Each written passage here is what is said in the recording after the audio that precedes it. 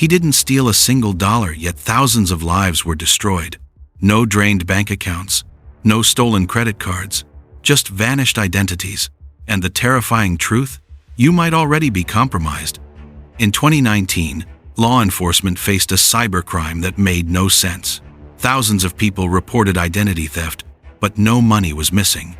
Instead, their entire digital existence had been taken over. Jobs were rejected, loans were denied. Some victims were questioned by police for crimes they never committed. This wasn't about money.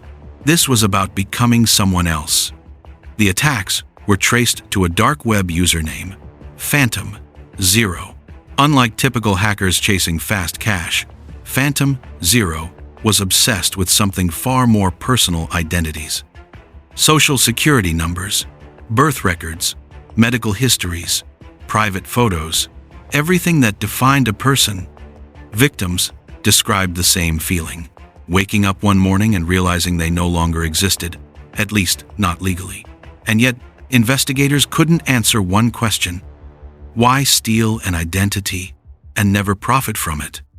The first known case appeared in March 2019. A woman in Ohio tried to renew her driver's license. She was told it had already been renewed by someone else, using her name, her social security number, but a different face. By early summer, reports exploded across the country. A teacher in Florida discovered someone was applying for jobs under her identity. A veteran in Texas learned his medical records had been transferred to a stranger. All victims shared one link: their data had been exposed in a massive breach months earlier. But what followed was unprecedented. No purchases, no withdrawals, no fraud alerts. Instead, Phantom Zero was quietly replacing people. The FBI's cybercrime division stepped in as the victim count reached the thousands. Analysts traced the breaches to highly targeted phishing attacks against hospitals, DMVs, and credit agencies. Still, there was no financial trail, no crypto wallets, no dark web sales. Then came the most disturbing discovery. The stolen identities weren't being sold, they were being used. Fake social media histories were created, job applications submitted, tax records filed. Some victims received notices from the IRS for income they never earned. One case stopped investigators cold. A woman in Pennsylvania received a wedding invitation. Her own name was on it. Her photos were used. The groom was a stranger.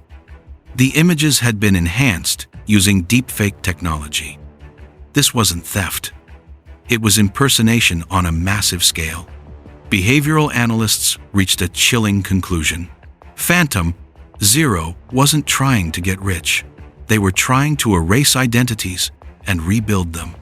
On December 3rd, 2019, the FBI raided a small apartment in Seattle. They believed they had found Phantom Zero. Instead, they found a 19-year-old college student named Marcus Chen. Marcus wasn't the hacker. He was the first victim.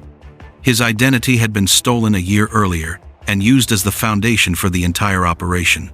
While authorities built a case against him, the real Phantom Zero vanished.